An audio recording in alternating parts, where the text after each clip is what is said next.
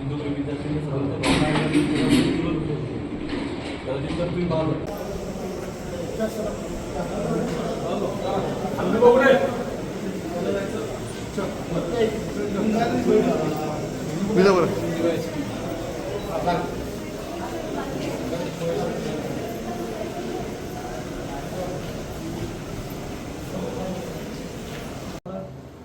सर्व डिटेल पाहिजे. त्या मोर्चाचा फायदा बुलढाण्यात राजकीय पक्ष घेणार की ज्यांची काही नाही त्या पुस्तकाशी काही संबंध नाही, काही संबंध नाही आणि त्याचा फायदा राजकीय पक्ष घेणार होते. तर ते जर घडलं असं घडू नये, घडलं तर मग त्याला जबाबदार पोलीस प्रशासन आहे.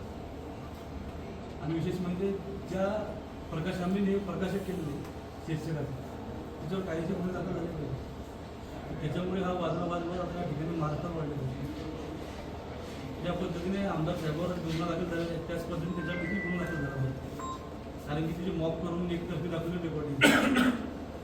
तर कदाचित तुम्ही बघितलं असेल तर त्या 2-3 रेकॉर्डिंग आहेत, पण ते अजून काही फेसबुकवर युट्यूबवर आलेलं नाही.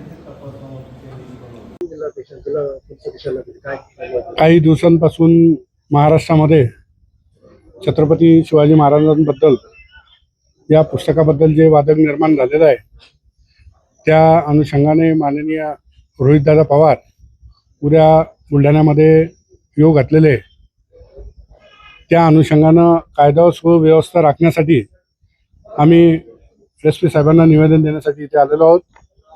आमचं पुस्तक वाचण्याबद्दल कोणताही आक्षेप नाही आहे. त्या पुस्तकावरचा जो मजकूर एकेरी भाषेमध्ये आहे तो सोडून त्यांनी वाचावा. त्या वाचनामध्ये आम्ही सुद्धा तिथे सामील होऊ. आणि पुस्तक वाचत असताना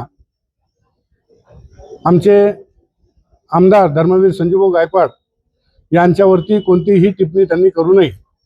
त्यांनी जर त्यांच्यावरती जर कोणत्याही प्रकारे टिप्पणी करण्याचा किंवा काही करण्याचा प्रयत्न केला, आम्ही तिथेच त्यांना उत्तर देऊ आणि तिथेच त्यांचा विषय तसेच आम्ही तिथे त्यांना उत्तर देऊ.